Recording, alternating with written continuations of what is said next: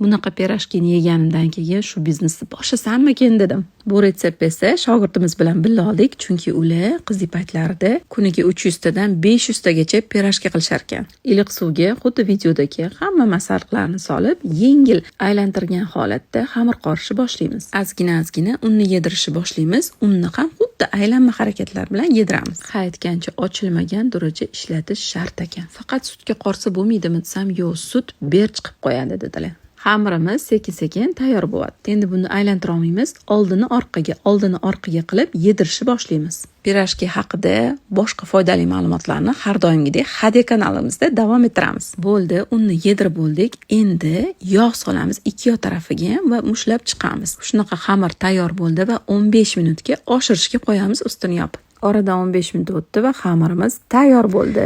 O'zingiz xohlagandagi formalarga keltirib, xohlagancha nachinka solib pishirib olasiz. Menda nachinkaga kartoshka pyure edi, shunaqa qilib to'kib oldim. Pishirishni o'zingiz ham bilsangiz kerak, lekin bir marta qilib ko'ring, shunaqa zo'r chiqar ekan. Retseptni esa opisaniyada polni yozib qo'yaman.